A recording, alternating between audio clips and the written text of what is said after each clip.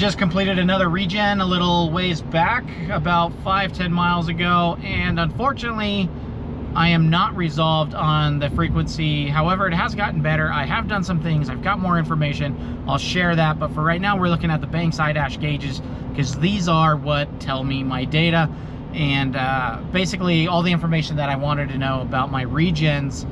And I'm glad I have these up there because I'm able to see when the truck is going into regen. And basically I'm gonna go over a couple previous videos to bring everybody up to speed in case you haven't seen it. But pretty much this is my 5th 3.0 Duramax diesel, and this is a 24 ZR2 with the 3.0 LZ0. Now I'm used to roughly 400-ish miles in between regens. So right here you can see my last, or my average distance between particulate filter regenerations is 443. If you're not familiar what a regen is, I'm gonna put up a link up here up at the top and you can learn all about the regens right there. Now I'm used to 400-ish miles for every regen in between.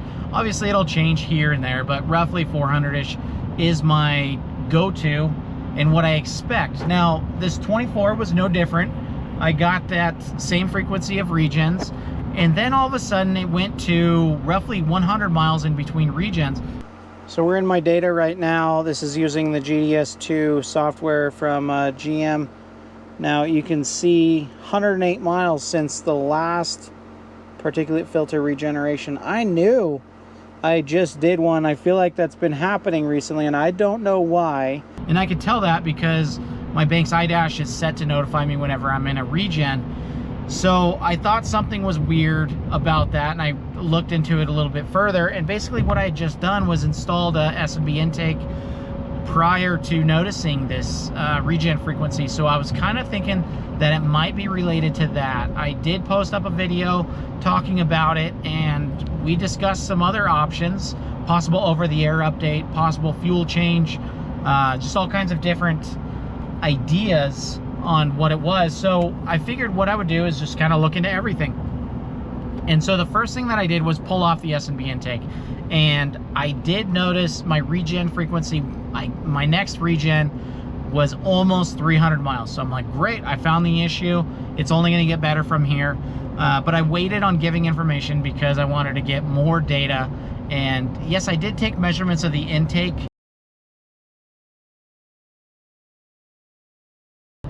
Size of the S&B versus the stock pipe, and honestly at the mass airflow sensor the S&B is the same size as the factory one, just the mass airflow sensor is a little offset on the S&B because the way that they have it in a turn.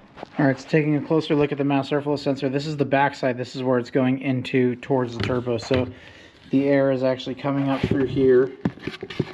And you can see the location of the mass airflow is off-centered and in that bend.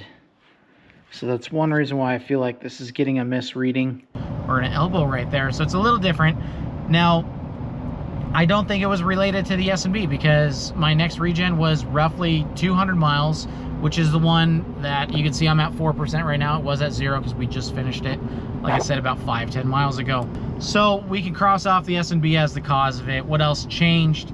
Possible over-the-air update. I know a bunch of people had mentioned that. It is a possibility. So I went ahead and looked through my old pictures because I checked for updated programming back in January of this year, 2024, and I didn't have any updates due. So I wasn't able to do any updates. Now I checked again today to see if there were any updates available, and then I verified the calibration numbers and all of them matched up. So that tells me we did not have any over-the-air updates, and so that knocks that one out.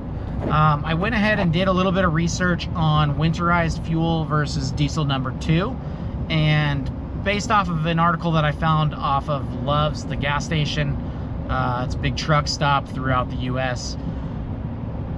Pretty much what they say is roughly April is when they switch the fuel over to number 2 from winterized.